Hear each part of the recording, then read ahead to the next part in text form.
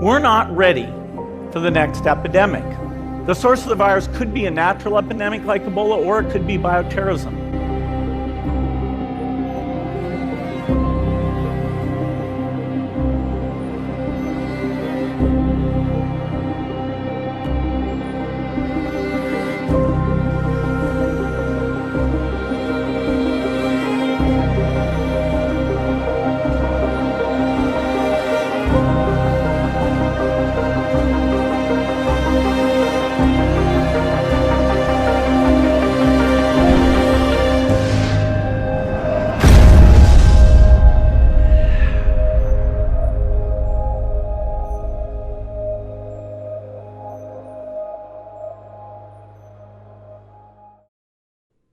China, Wuhan, Hubei province. Hospital में doctors के पास pneumonia जैसे इन्फेक्शन के केसेस आने लगे थे। इन सभी पेशेंट्स को निमोनिया का ट्रीटमेंट दिया गया, लेकिन जब ये केसेस बढ़ने लगे तो वहाँ के कुछ डॉक्टर्स ने इसके बारे में और रिसर्च करने की कोशिश करी। डॉक्टर्स और वहाँ की मेडिकल टीम को दिसंबर एंड में ये एहसास हुआ कि वो एक नई बीमारी का सामना कर रहे हैं। वुहान हेल्थ कमीशन ने पहली बार 31 दिसंबर 2019 के दिन इस नई बीमारी के बारे में WHO को रिपोर्ट किया। इस रिपोर्ट के अकॉर्डिंग टोटल 44 पेशेंट्स मिले थे जो इस नए निमोनिया से इन्फेक्टेड थे, लेकिन साउथ चाइना मॉर्निंग पोस्ट के अकॉर्डिंग कोरोना वायरस के पेशेंट जिससे पहले निमोनिया समझा गया था वो नवंबर में ही हॉस्पिटल आने लग गए थे और दिसंबर एंड तक इन्फेक्टेड लोगों की संख्या ऑलरेडी 250 से ज़्यादा हो चुकी थी। Huanan sea food market, Wuhan.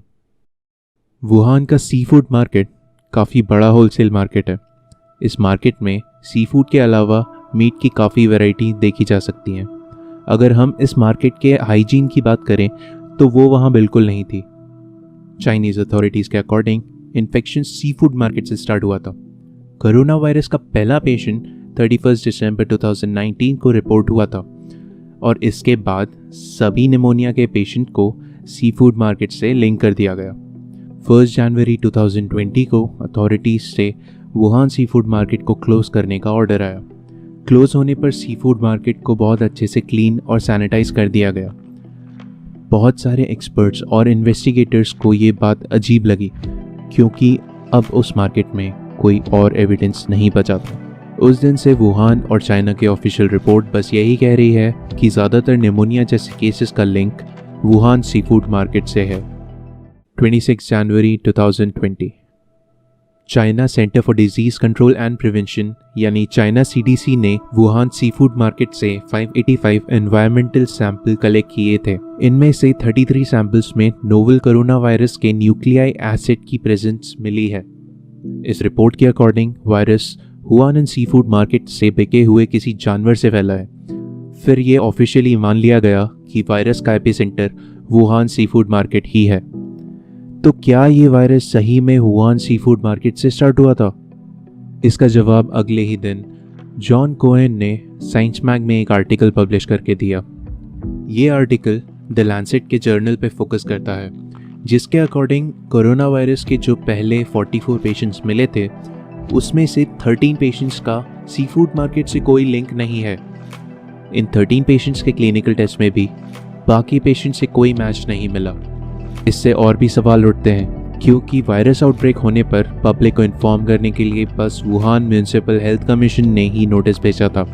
इस पे ना तो कोई मीडिया ने कुछ रिपोर्ट किया और ना ही गवर्नमेंट ने कोई नोटिस रिलीज़ किया।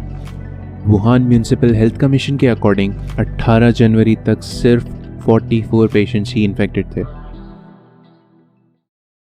29 जनवरी को द लैंसेट ने जिनयिन टैन हॉस्पिटल के 99 कंफर्म केसेस को एनालाइज करके ये आर्टिकल फिर से पब्लिश किया। इनमें से 50 केसेस का सी फूड मार्केट के साथ कोई लिंक नहीं था। इन दोनों लैंसेट आर्टिकल्स के ऑथर्स चाइना के डॉक्टर्स और मेडिकल एक्सपर्ट्स हैं। डैनियल लूसी जो एपिडेमियोलॉजिस्ट हैं जॉर्जटाउन यूनिवर्सिटी में, उनके अकॉर्डिंग अगर लैंसेट पेपर्स का डेटा एक्यूरेट है तो कोरोना वायरस का पहला पेशेंट ऑलरेडी नवंबर 2019 में आ चुका था। क्योंकि वायरस का इंक्यूबेशन पीरियड 10 to 15 डेज़ का है, जिसके बाद पेशेंट के सिम्टम्स नज़र आने लगते हैं और जो पेशेंट 1 जनवरी 2020 या 31 दिसंबर 2019 को मिले थे वो ऑलरेडी सिम्टम्स शो कर रहे थे। इसका मतलब वो सभी 10-15 दिन पहले से ही कोरोना वायरस से इन्फेक्ट हो चुके थे। यानी 15 दिसंबर 2019 को जो cases Wuhan sea food market से मिले थे, ये वायरस उससे भी पहले से वुहान के लोगों में चुपचाप फैल रहा था। इन सभी फैक्ट से ये साफ हो जाता है कि वायरस की शुरुआत सिर्फ वुहान सी फूड मार्केट से नहीं हुई थी। तो वायरस का एक्चुअल सोर्स क्या था? चाइना के डॉक्टर्स और रिसर्चर्स ने सी फूड मार्केट के अलावा किसी और सोर्स का पता क्यों नहीं किया? इन सब से यही लगता है कि एक्चुअल सोर्स अथॉरिटीज़ के प्रेशर में आके छुपाया गया है और पूरी दुनिया को दिखाने के लिए वायरस का source Wuhan sea food market को बना दिया। शायद आप भी यही सोच रहे होंगे, क्या ये वायरस सही में नेचुरली इवॉल्व हुआ है या फिर ये एक मैन मेड बायो वेपन है? 10 जनवरी को चाइना ने वुहान के कोरोना वायरस का पूरा जीनोम सीक्वेंस रिवील किया। दुनिया भर के सभी वायरोलॉजिस्ट ने इसकी जांच करना शुरू कर दी। Chinese centre for disease control के प्रोफेसर जुंग युंग जेन ने पेपर में पब्लिश करते हुए बताया कि वुहान का कोरोना वायरस बैट्स यानी चमगादड़ में पाए जाने वाले वायरस से काफ़ी ज़्यादा मिलता है। इस कोरोना वायरस का सैंपल जोशान में चाइना की पीपल्स लिबरेशन आर्मी ने लिया था। शॉकिंग बात यह है कि इन दोनों सैंपल्स में अमीनो एसिड और NSP7E प्रोटीन्स 100% मैच कर रहे हैं। इस बात की पुष्टि चाइना CDC के रिसर्चर ने 30 जनवरी को द लैंसेट के एक आर्टिकल में करी। थोड़ी और रिसर्च करने पे पता चला institute of military and medicine Nanjing के एक स्टूडेंट ने 2018 में जोशान में पाए जाने वाले बैच से नोवेल कोरोना वायरस के सैंपल्स लिए थे। इसको जोशान वायरस या फिर बैट लाइक कोरोना वायरस का नाम दिया गया। काफ़ी सारे बायोलॉजिस्ट का कहना है कि ये एक जेनेटिक इंजीनियरिंग या रिवर्स इंजीनियरिंग के प्रोसेस से किया गया है। नेचुरल म्यूटेशन से वायरस के अमीनो एसिड और प्रोटीन में 100% सिमिलैरिटी आने के चांसेस बहुत ही रेयर हैं। 21 जनवरी को इंस्टीट्यूट पास्चर ऑफ शंघाई के रिसर्चर्स ने साइंस चाइना में एक पेपर पब्लिश किया। उनकी रिसर्च में ये सामने आया कि वुहान के कोरोना वायरस सैंपल में सार्स जैसे एस प्रोटीन्स हैं। सार्स यानी सीवियर एक्यूट रेस्पिरेटरी सिंड्रोम। इन एस प्रोटीन्स के कोरोना वायरस में होने की वजह से वायरस इंसान को इन्फेक्ट कर सकता है, लेकिन जो कोरोना वायरस चमगादड़ में मिला था उसके एस प्रोटीन्स इंसान को इन्फेक्ट नहीं कर सकते। 28 फरवरी को साउथ चाइना मॉर्निंग पोस्ट में एक आर्टिकल पब्लिश हुआ जिस शंघाई लैब ने पहली बार कोरोना वायरस का जीनोम दुनिया भर के वायरोलॉजिस्ट के साथ शेयर किया था, उसको चाइना के अथॉरिटीज़ ने क्लोज करवा दिया और वायरस के आगे की रिसर्च रुक गई। प्रोफेसर ज़ैंग योंगजिन और उनकी टीम इस लैब में वायरस के ऊपर काम कर रही थी। चाइनीज़ अथॉरिटीज़ ने सभी साइंटिस्ट और रिसर्चर्स से कोरोना वायरस जीनोम सीक्वेंस के रिकॉर्ड्स नष्ट करवा दिए और आगे इस पर इंफॉर्मेशन डिस्ट्रीब्यूट करने पे भी प्रतिबंध लगा दिया। और इसके बाद चाइनीज़ मेडिकल कम्युनिटी में शांति छा गई। तो आखिर चाइनीज़ कम्युनिस्ट पार्टी क्या चाहती है? क्यों उसने इसकी रिसर्च पर रोक लगा दिया? क्यों चाइनीज़ कम्युनिस्ट पार्टी ने दुनिया से इस वायरस के बारे में छुपाया? उस टाइम पर अगर वो चाहते तो अपने लोगों के साथ साथ दुनिया भर के लोगों को भी बचा सकते थे। तो क्या चाइनीज़ कम्युनिस्ट पार्टी की ह्यूमैनिटी की तरफ कोई रिस्पॉन्सिबिलिटी नहीं है?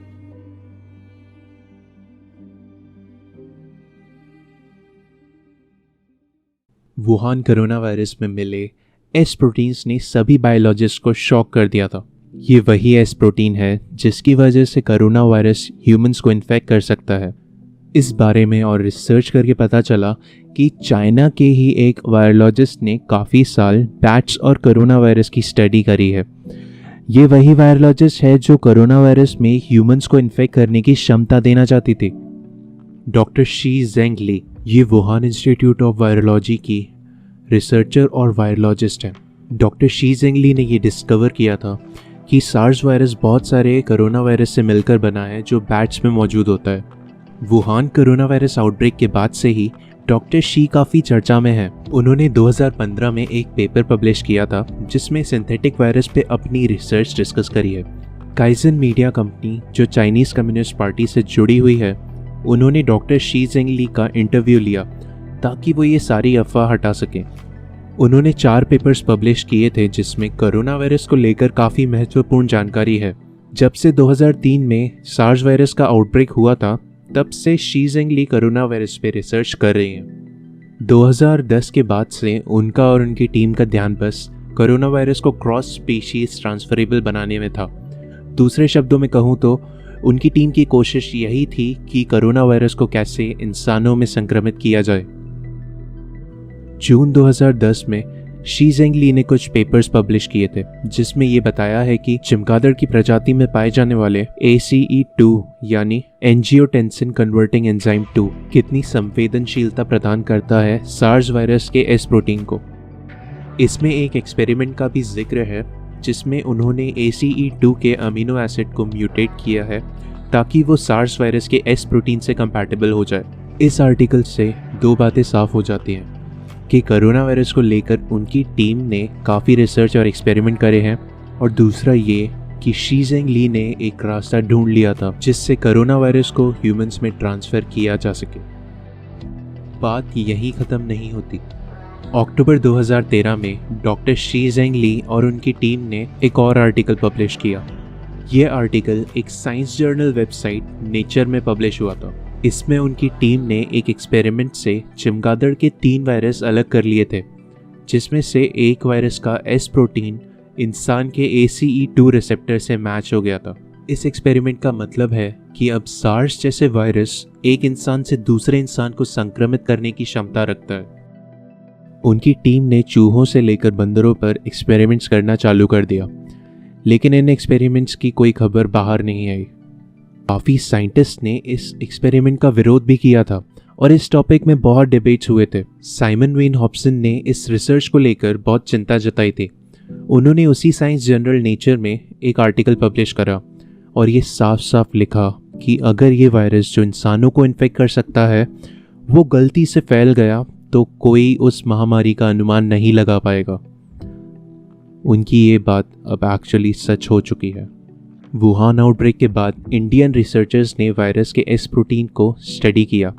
स्टडी से पता चला कि कोविड-19 में 4 नए सीक्वेंस जोड़े गए हैं जो HIV में पाए जाते हैं। जेन बैंक में रिसर्च करके पता चला कि ये चारों सीक्वेंस HIV के अलावा शी जेंगली के बैट कोरोना वायरस में मिले थे और अब वुहान के कोरोना वायरस में मिले हैं। लेकिन डॉक्टर शी जेंगली ये वायरस इंसानों के लिए क्यों बना रही थी? क्या वो एक बायो वेपन तैयार कर रही थी या फिर इससे वो इंसानों को बचाने के लिए एक वैक्सीन बनाना चाहती थी? वुहान इंस्टीट्यूट ऑफ वायरोलॉजी, जहां डॉक्टर शी जेंगली और उनकी टीम काम करती थी। वुहान वायरस आउटब्रेक के बाद भी जब पूरा देश 24 घंटे काम कर रहा था, तब भी इस लैब ने शांति बना के रखी। शुरू से ही किसी भी वायरोलॉजिस्ट ने कोई अपडेट नहीं दी, ना लोगों को इसके बारे में कोई सलाह दी, जबकि देश का सबसे बड़ा वायरोलॉजी इंस्टीट्यूट होने पर उनको सबसे आगे आकर इसकी रिसर्च में दुनिया की मदद करनी चाहिए थी, और वो भी ऐसे वायरस में जिसमें सबसे ज़्यादा उन्होंने रिसर्च और स्टडी करी हो। 2 जनवरी 2020 को वुहान इंस्टीट्यूट ऑफ वायरोलॉजी के डायरेक्टर जनरल वांग यानगी ने सभी स्टाफ को एक ईमेल भेजा जिसमें वुहान के नए निमोनिया जैसे वायरस के बारे में किसी को कोई इन्फॉर्मेशन लीक करने की अनुमति नहीं थी। 7 फरवरी को पीपल्स लिबरेशन आर्मी ने वुहान इंस्टीट्यूट ऑफ वायरोलॉजी के P4 लैब को ऑफिशियली अपने कंट्रोल में ले लिया। 14 फरवरी को प्रेसिडेंट शी जिनपिंग ने चाइना की नेशनल सिक्योरिटी में बायोसिक्योरिटी ऐड करने को कहा और नया बायोसिक्योरिटी लॉ इंट्रोड्यूस किया। क्या ये नए बायोसिक्योरिटी लॉ से चाइना खुद को बचाने की तैयारी कर रहा है? इसके लिए वुहान P4 लैब और उसके कनेक्शंस के बारे में जानना ज़रूरी है। ये P4 lab Wuhan institute of virology के अंडर आती है, जो चाइना अकेडमी ऑफ साइंस का पार्ट है। वुहान P4 लैब के डायरेक्टर युआन जिमिंग हैं, जो Wuhan Chinese academy of science के भी हेड हैं। इस अकेडमी को एक्स वाइस प्रेसिडेंट जियांग मियानहिंग ने फंड किया था। जियान मियानहिंग एक्स चाइनीज कम्युनिस्ट पार्टी के लीडर जियांग जेमिन के बेटे हैं। जियान मैनिंग ने Shanghai institute of life sciences बनवाया और उसके साथ साथ शंघाई कॉलेजेस और universities, Shanghai hospitals, military hospitals और रिसर्च इंस्टीट्यूट बनवाए। इससे इन्होंने चाइना का सबसे बड़ा लाइफ साइंस नेटवर्क बनाया, जिससे ये चाइना में हो रहे साइंस प्रोजेक्ट्स को कंट्रोल और फंड कर सकते हैं। जियांग जीचेंग जियान मैनहिंग के बेटे हैं और वो वूशी एपटेक के फाउंडर हैं, और वूशी एपटेक फोसुन फार्मास्यूटिकल के अंडर आता है। फोसुन फार्मास्यूटिकल रेमडेसिविर डेवलप करती है, जो एक एंटीवायरल मेडिसिन है और खासकर इस तरह के आउटब्रेक में सबसे ज़्यादा यूज़ होने वाली मेडिसिन है। इस सब से आप अंदाज़ा लगा सकते हैं कि चाइनीज़ कम्युनिस्ट पार्टी ने किस तरह से चाइना में अपना नेटवर्क बना के रखा है, और मुझे नहीं लगता कि उनके अंडर एक वायरोलॉजी लैब में कोई भी एक्सपेरिमेंट या रिसर्च उनकी जानकारी के बिना होती होगी।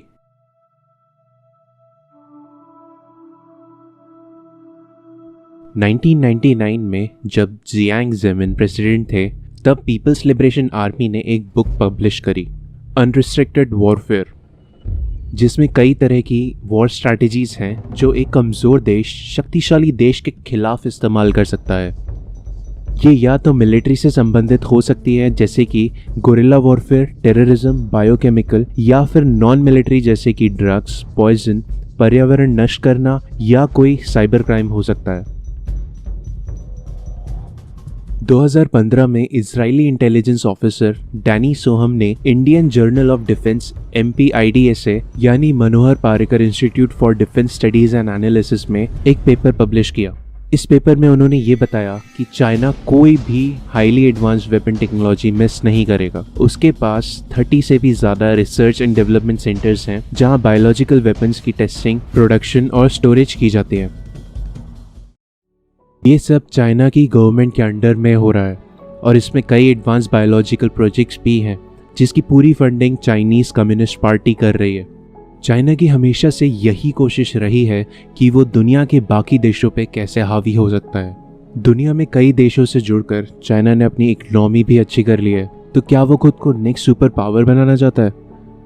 क्या ये कोरोना वायरस भी उसी का हिस्सा तो नहीं? चाइना में अभी भी कॉन्सेंट्रेशन कैंप्स हैं, जहां उन लोगों को भेजा जाता है जो चाइनीज़ अथॉरिटीज़ के अकॉर्डिंग नहीं चलते। इसमें बहुत सारे रूल्स आ जाते हैं, जैसे उनके खिलाफ कोई कुछ बोल नहीं सकता, और यहाँ तक कि उनकी मर्जी के बिना अपना खुद का कोई धर्म नहीं अपना सकता।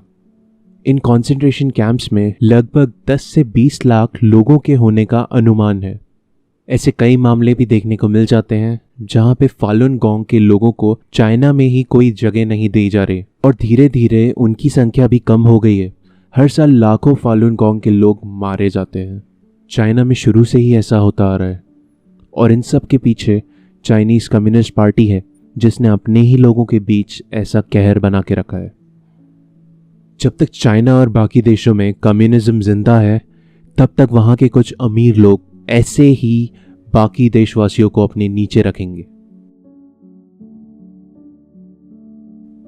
WHO ने शुरू से ही चाइना को सपोर्ट किया और वायरस के सोर्स को जानने की सही कोशिश नहीं करी।